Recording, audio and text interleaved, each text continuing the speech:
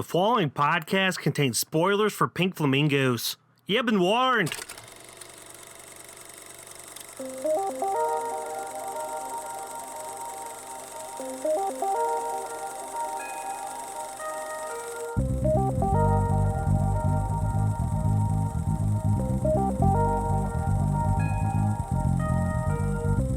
What's up, everybody, and welcome back to another episode of KFR News Radio. This is your host, Benjamin Button, along with your host, Miguel Magusto. Hello. Hello, my friend. How are you?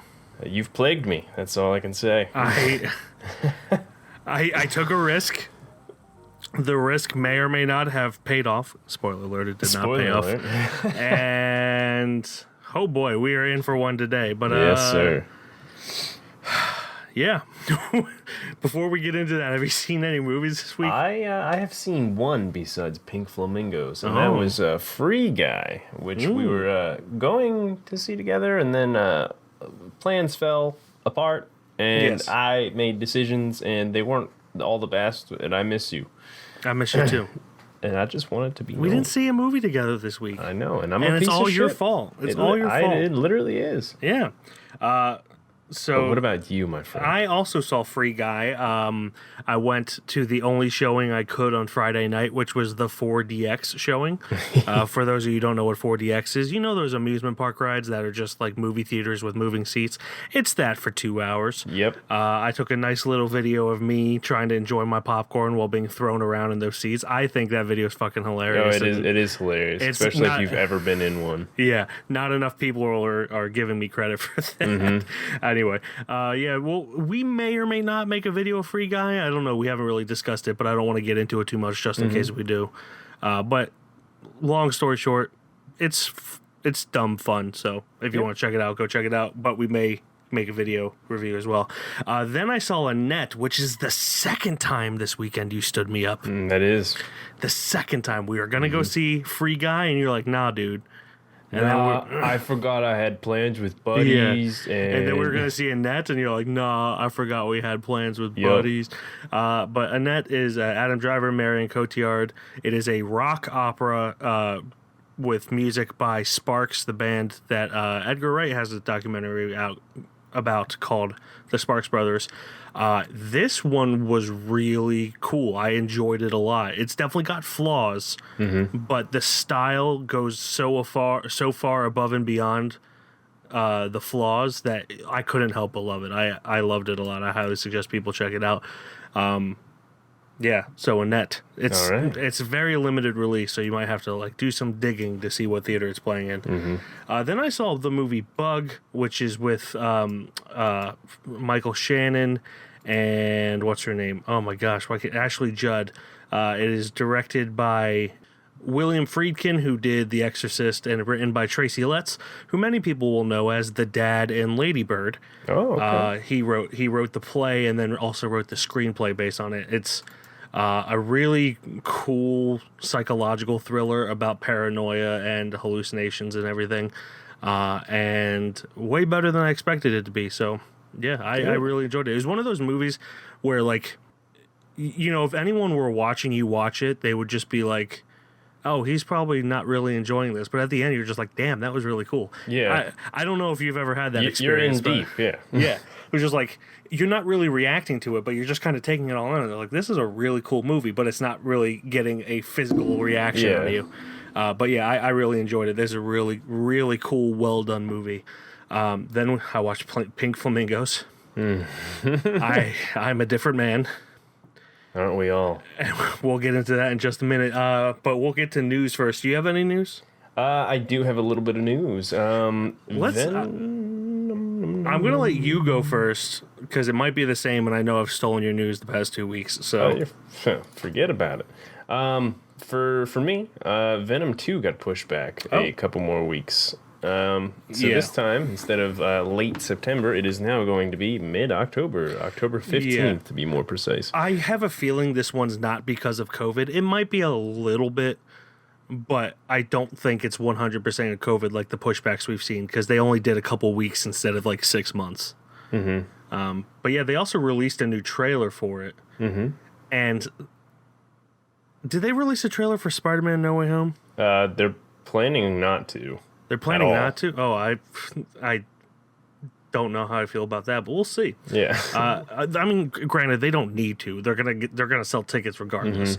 But yeah. Got anything else to say about that? No, just if it is about Delta, then prepare to possibly see more following suit of the pushbacks as well. I know Clifford was one of the first ones to be like, yeah, we're backing up just a little bit here.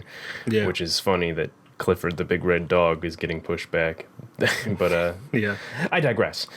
Yeah, hopefully it's not too many, and hopefully that doesn't happen because Daddy needs his movies.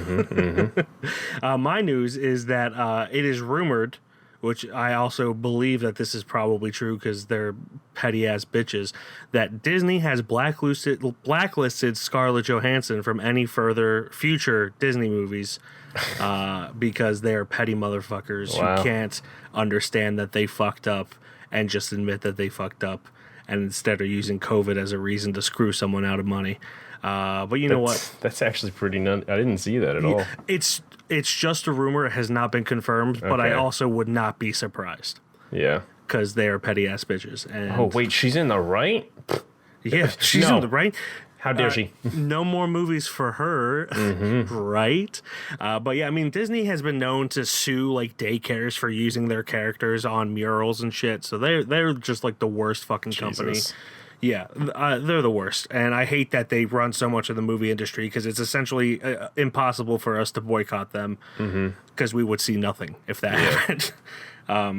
But yeah, so that's pretty crazy if it ends up being true. Yeah. I wouldn't be surprised if it's true, but I'm sure... She's definitely still going to get work regardless. But yeah, my feeling is that it is true, and then they'll probably receive backlash and then just come out and be like, no, that's not true. No, we never did such a thing. And then hire her in like one or two other movies just to save face, and then never work with her again. That's what I'm expecting is going to happen, but who knows? Who knows? But yeah, that's all the news for this week. This was going to happen sooner or later. Let's get into Pink Flamingos. I'd like to close with the original trailer New Line Cinema used to sell Pink Flamingos. Notice, no footage from the actual movie is ever shown.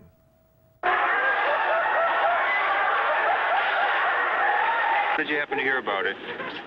From some friends who saw it and thought it was absolutely marvelous. Probably I'll be very insulted.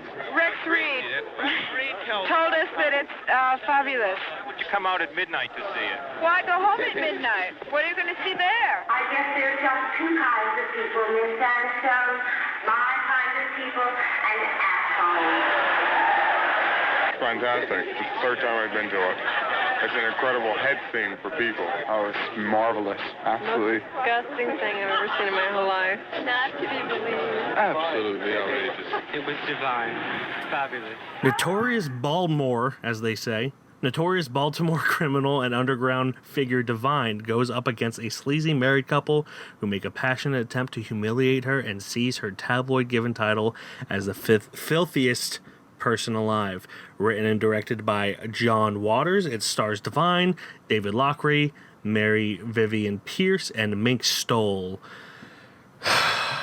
And this was on Criterion Channel for those who have not watched it yet. If you want to watch it, sure, go watch it. But Glenn, what do you want to talk about first? The gaping butthole, the incestuous blowjob, or the shit eating? Or something else entirely? Yes, I do.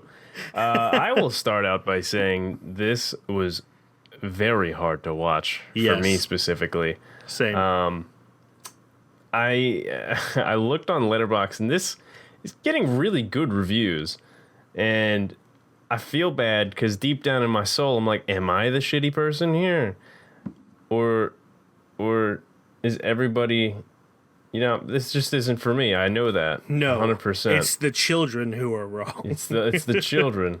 This is definitely solidly not for me. I had to stop a couple times. Yeah, every couple minutes. I did not stop, but I completely understand. I get why people like this. It is a practice in what humans can handle to see. And it is in some ways it is comedic. I did laugh at a few things. Yeah, there's a few little golden nuggets, which is really hard to say when there's just shit nuggets everywhere. Specifically, Divine's performance when she's not being absolutely horrid, like when they ask what her political beliefs are. Yeah. Could you give us some of your political beliefs? Kill everyone now. Condone first-degree murder. Advocate cannibalism. Eat shit. Filth are my politics. Filth is my life. Take whatever you like. Kill everyone now. Yeah, that was the quote I was talking about last week when I said I've seen that, and that's enough to make me want to see it. Mm-hmm. But this, when you are a film buff, sorry for knocking the thing. When you're a film buff, people always tell you, oh, this movie's this way, this movie's that way. A few examples for me is people are like, oh, Candyman is terrifying. It is terrifying. The originals, that is. Both of those do not live up to the hype in today's world, and they're not that scary. That you get other movies where it's like, oh, this is funny, this is that, blah blah blah blah. This is hard to watch. No, it's not really hard to watch if you watch a lot of movies. And there's been 2 movies now where it has lived up to the hype for me. For me, that is the Birth of the Nation in 1915. That has a reputation for being super racist, and in my before I saw it in my what I don't even know what the naivete, I was just like, how racist could it be? And the answer is so racist. Even for 1915 standards. Yeah. And in this, I was like, people were like, oh, this is like the filthiest movie. It's so raunchy. And in my head, I was like, how raunchy could it be? So raunchy. It's raunchy. Yeah. So raunchy. It's porn essentially in some parts. Yeah, I mean the gratification that this movie does give you is just, this is one of those porn like movies that you see, but in full effect, and it goes hard. Yeah. I understand the whole theme of this movie, and I don't want to like just bash it just on how I felt on it alone. I understand why it was. I have no problem with the overall message of it, which is just like breaking social norms. Mm-hmm. And like, obviously the people who make this don't actually think that this is like, especially like the murdering part. Like they don't think that it's fine. I assume that like sexually they have that much of a funny bone for sexual things. But it definitely pushes the limits in what, and for me, it's just not something that I want to watch. Like I said, the gaping butthole, the murdering a bird during sex thing, that was like a chicken. That was honestly, that was harder to watch than anything. Just because I admit I eat animals. I'm a hypocrite in that sense, but I don't like watching animals be killed. Yeah, it's very sad to me every time, even just like roadkill. I feel, especially when you're watching the chicken and it's just like, yo, dude, what the hell's like, happening? I don't want to be here. Yeah. But it's I understand the appeal for that. It's kind of like a 1970s Jackass, but with a plot. Mm-hmm. But they go so much further than Jackass ever has, and I think a lot of that is because they didn't have a studio telling them to rein it in. Yeah. What can we talk about that we liked about this? I think it's the plot in itself, like the basics of the plot of that married couple who kidnap women to impregnate them to sell them, trying to show Divine that they're filthier than her. Mm-hmm. I think the overall plot is kind of hilarious. I think the rivalry is definitely a very funny concept for sure. Yes. Yeah. If it held itself back at least a decent amount, for me, I think this would have been a much better experience. Yeah. But also, we're not the target audience for this. Yeah, we are. Well, I am definitely for sure not the target audience. No, I'm not either. Like, I probably maybe enjoyed this a little bit more than you. I'm speculating, of course. No, I definitely think you did. But it's just, there's There's so much wrong with it. It's hard to talk about. It is really hard to talk about. The core, like we were just saying, the core rivalry between the two is definitely probably the best thing about it. Yeah. I'm not naturally a skeeved person to a lot of things. I got through this movie. Yeah. But I had a permanent stink face on the whole time watching it. I'm just like, yeah. I could literally be doing anything else right now. Yeah, and I'm so sorry for wasting an hour, 33 minutes of your time. The good news is I did get to do whatever I wanted else. Because I stopped every 20 minutes. I'm like, I need a break. Yeah. I just need a mental break from this at the moment. Yeah, I honestly think I would have enjoyed this more if things were simulated. Which again, like people might say I'm a prude, but I have a very photographic memory. Like shit that I saw 20 years ago, I still see when I close my eyes. So I know when I'm going to remember something and I don't want to remember it. Yeah. So yeah, I may have closed my eyes a few times in this, but that's because there is a documentary of like a murder documentary that I saw when I was like 9. Yes, way too young to be watching murder documentaries, but they showed an actual picture from the crime scene. I still see that shit when I close my eyes, and it's been 22 years. So I'm not gonna watch willingly a guy like flexing his butthole. So I'm not going to watch that at the same time. Turtlehead. I'm not going to watch a woman. A drag queen give her son a blowjob. There are things that I have to just kind of put my hand up and look at the top of the frame until that shot is over with.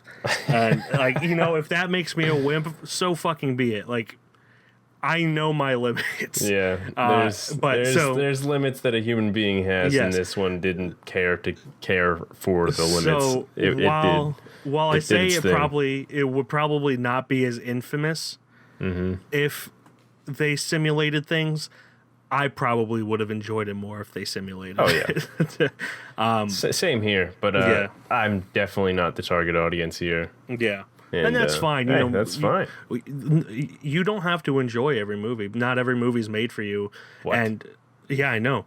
I have no problem. I like John Waters. I think he's an interesting dude. He definitely is a little fucking freak. I'm sure that he would agree with that and be proud of that. So I'm not like trying to insult him or anything. You know what's funny? The only thing I know him from is The Seed of Chucky, and he was a character in that. Yeah, I'm trying to remember what I know him from, because when I found out he was a director, I was like, oh, really? Wow. Let me just go through this real quick. Maybe Hairspray. I don't know. He's been in a lot of stuff. He was also the narration voice for this with the super thick Baltimorean accent or whatever. That was him, yeah. Nice. And honestly, that was like the funniest part to me was that. But let me look at my notes because I'm kind of just rambling at this point. What I want to know is, how did he find so many insane people? He really did. Like, is Baltimore just filled with that many? I think insane people. I think you're underestimating the whole Maryland state. Because it's one thing to get like one person to do something fucked up, but specifically the butthole shit with that was during a party, and they were actually there. Like, a bunch of people were actually there. Yep. And I know that if I were invited to that, I'd be like, well, that's my cue to exit. Yeah, that's why we don't go to parties, Mike. For that reason alone. One of my notes, I wrote trashy but charming. I definitely wrote that before the butthole shit. Oh, yeah. Because before the butthole thing and, trying to overlook the dead chicken, because I know not everyone feels the same way about animals as I do. I did think it was relatively trashy than charming, but it's just like, yeah, it did too much shit. I don't know. I think the acting was horrible, but it made it more enjoyable. It was how do I say this? It was very drag where they were very expressive about everything. Yes. And just, it felt like overacting, but I mean, I knew exactly what was going on there. It's just their personalities just going ham. Another note I wrote is Jesus fucking Christ, the asshole scene. You can't get over it. That's going to be ingrained in your skull. That's why I stopped watching. But it kept going, and I was just like, I would just peek to make sure it was done, and just be like, nope, staring into the abyss. No, it's there. Oh man, we talked about how there are some funny parts of this. I do want to try to focus on the positives here. I think there were a lot of really funny moments. One for me specifically is when they got a package. And the postman like knocked on the door, and they were all freaking out. And then it went silent. And who the fuck? Yeah, when it was silent and no one was talking, Divine just went, "Mother, shut up!" But she wasn't saying anything. Yeah. I just thought that was so. There are moments like that where it is, pretty funny. It's just Then it was shortly followed by a guy flashing people with a sausage on his dick. Its funny moments are very overwhelmed by all that gratuitous gape. Oh, God, why'd you have to use that word? Oh, Glenn. You're welcome. Yeah. Do you have any moments that stuck out to you as, like you wish there was more of that? If I'm being honest, no. That's fine. That's completely fine. No, this I don't want to be overly harsh on it. It's not for me. I don't want to bash it too hard. It had its moments. I think the overacting kind of made it better in a way. Yeah, exactly. That's what I was saying. How can I take any of this seriously if they're taking this seriously? So I'm glad they're just going absolutely bonkers with their performances. Honestly, I'd be more disturbed if they were good at acting. Yeah. Very much so, and I think it's great that Ben Foster got a role as the orange-haired lady's little secretary. He was great in this. I know that's not Ben Foster at all. Oh, okay. I'm just saying it looks like Ben Foster. For a second, I knew it wasn't Ben Foster, but I was just like, are they remaking this? Oh my God! Good God! Crazy. Why are they remaking it? Nah, every time I saw him, I was like, man, good for Ben Foster. But it just kidnapping women, masturbating into his hand, and then impregnating them against their will. Wholesome. That's great, buddy. Good and wholesome. And then he gets castrated. Wow. Yeah. Dear Lord. Yeah, this went above and beyond any expectation I didn't know I was going to have. Yeah. I just have one last thing to say. And if you have anything else to say, No. Okay. So this to me just felt like it was an advertisement for something. Mm-hmm. And then Divine's mother got married to the Eggman, which the fact that there's an Eggman is fucking weird, but that's for another day. And then she's being pushed away on a barrel, and there's cans tied to her barrel, and, they're just married, that whole trope and everything. And I noticed all the cans look the same, and there was a blue little logo on there.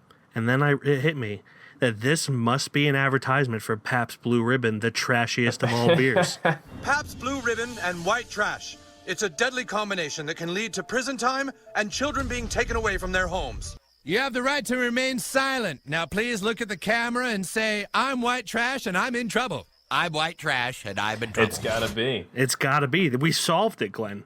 You know what I realized about that is that whole part is that they got married and they had a nice feast of cops. So they had pig too. Yeah. So, they had pig for dinner. I see what you did there. I see what you did there. And then the cops never followed up on that. Yeah, the cops went missing and shit. 5 of our troopers are gone. Well. There we go. Vacation, whatever. You got anything else to say? I don't have anything else to say. So that brings us to the judgment for Pink Flamingos. As always, it has to be a unanimous decision. Whether or not this becomes a shelf boy, we put on the KFR shelf with the likes of Apostle and Handmaiden. It was my pick this week, so I'm going to give this a resounding fuck no. But you know what? For people that enjoy this, good for you. Yes. So I think it's fitting where I'm going to place this as the filthiest movie of all time. Right in the trash. Right in the trash. Right in the trash. I mean, I don't know if you knew this, but at the end when she eats the dog shit, yeah, that was 100% real. Yeah, no, I assumed when the dog shit and she ate it. Yeah. The fact that anyone think that that's fake is kind of silly because you see the dog shit and it doesn't cut, and then it's like editing was not that good back then. I was waiting for it to cut, and then it didn't happen, and there it was. No, not at all. Dude, I smelled when she did that. I smelled shit. Oh, why? I hated it. I hated every second of it. Well, why did you shit your pants? Because it was fitting. I had to be filthy as well. This is true. But apparently, this is last bit of trivia. Divine called the hospital later that night after they finished shooting to see it because she was like really worried and regretted that she did it. Mm-hmm. She was like, she pretended to be a mother whose child just ate shit, and they just told her that the worst thing that would happen is that they would get white worms. Oh man, yeah, that's great. I don't want to offend anybody by reviewing this movie. Yeah, I know there's people who love this movie. It just wasn't for me. More power to them. More power to them. It just wasn't for me. That's why I'm putting it in the trash, because it just belongs. Yeah, it does belong in the trash. It does. And I'm sure that John Waters would be honored to be in the trash. He would love that. There's a trash shelf somewhere. Absolutely love it. On it. So, Pink Flamingos probably gets buried the deepest in trash that any movie that we review. But Danny DeVito's down there. The trash man. Out of respect, though. Yes. Because we know that that's where Divine and John Waters would want it to be. Mm-hmm. So deep in the trash that you get hepatitis just looking at it. Or white worms. Or white worms. So that does it for Pink Flamingos. That brings us to our plugs for this week. Again, it's my turn, so I'm going to go first. You and I both like watching, actors break down their characters and whatnot. Vanity Fair on their YouTube channel does this every so often with iconic actors like Han Solo, that's not a fucking actor, Harrison Ford, who plays Han Solo, and like Terry Crews, breaking down all their characters. Mm-hmm. But we just watched Lighthouse not too long ago. We did. And Willem Dafoe has one, which is fucking great because I love Willem Dafoe. Who doesn't? He's one of the greatest actors of our generation, and I love hearing him talk, and he's just seems like such a humble person. So he has one on Vanity Fair called Willem Dafoe Breaks Down His Career from the Boondock Saints to Spider-Man on Vanity Fair on YouTube. Hi, I'm Willem Dafoe, and this is the timeline of my career. I never really decided I wanted to be an actor. I always kind of thought I'd end up doing something differently, and then enough time passed where I thought, I guess I'm an actor. I've been doing this for a while. I went to school for a little while in an acting program, but I dropped out very quickly. And I was reading about people like the Performance Group, the Manhattan Project, Grotowski, Robert Wilson. So I went to Mecca, which was New York. There was part of me that thought I would try to be a traditional actor, but I kept on finding myself going downtown, going to loft performances, seeing dance. And I got involved with a company called the Wooster Group that I ended up being with for 27 years, and that was my day-to-day life. And that is my plug for this week, because we need a little more Willem Dafoe in our life. We can't have enough Willem Dafoe. Especially after watching Pink Flamingos. Oh my God, yes. Yes. Oh, there it is. Yes. And then my plug for this week is, I'm glad you said something about Han Solo, because mine this week is actually a YouTube channel called John Solo. Ooh. Yes, and he breaks down like a bunch of different like origins of mythological creatures or gods or just mythologies or anything like that. And I've just been listening to his like videos like nonstop this week while I've been working. And I can't get enough because I love learning a lot about like mythology and stuff like that, especially Greek mythology. And he's just been cranking them out for me in my ears.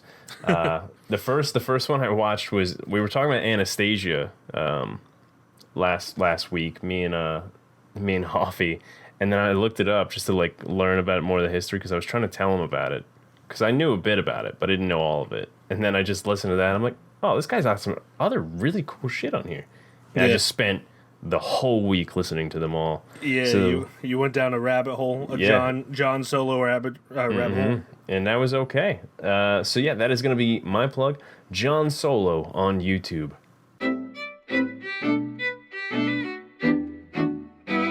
What is going on, Solo fam? My name is John Solo, and welcome to another episode of Messed Up Origins. And for the new folks that are watching, welcome to Messed Up Origins, the show where I break down the often disturbing source material that your favorite childhood stories are based on. For our first episode of 2019, we covered The Snow Queen by Hans Christian Andersen, the fairy tale that inspired Frozen. Then I asked you guys what story we should cover this week, and the majority of you said Anastasia. Not gonna lie, I posted that poll expecting The Lion King to win, but the Solo fam has spoken, so we'll talk about it some other time. Sometime soon, don't worry. Now, for those unfamiliar, Anastasia was an animated film produced by 20th Century Fox in 1997. It was very loosely based on real events that took place in Russia after World War I, and the main character was inspired by the Grand Duchess Anastasia of House Romanov. You heard that right, by the way. It's a common misconception, but 20th Century Fox, not Disney, made Anastasia. Nice.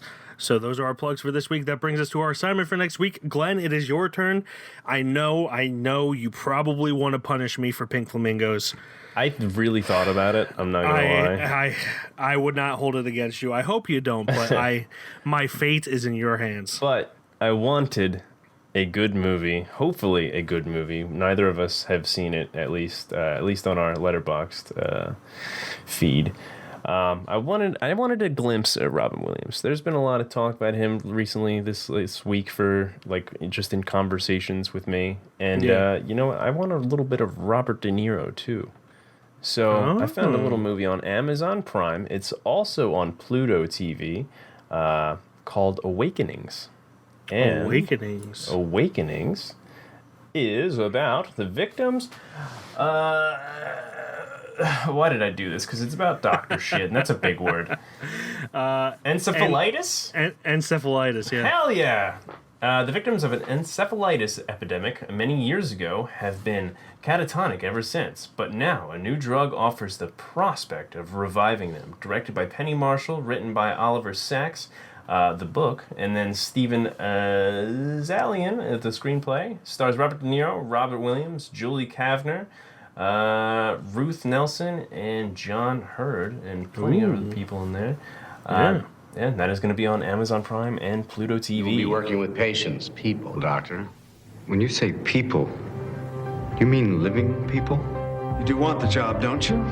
Hi. I'm Dr. Thayer. I'm Wahida. I'd like to ask... I was born in 1911 in Kingsbridge, New York. Prior to July 1955, I resided at the Brooklyn Psychiatric Center, Brooklyn, New York. How are you today? I'm fine, thank you. Prior to that, I was a person. It gets easier. You don't think it will, but it does. Can you hear me? Does he ever speak to you? Of course not. Not in words. No change, dated 9/11/44. Your patients, doctor, haven't moved in decades.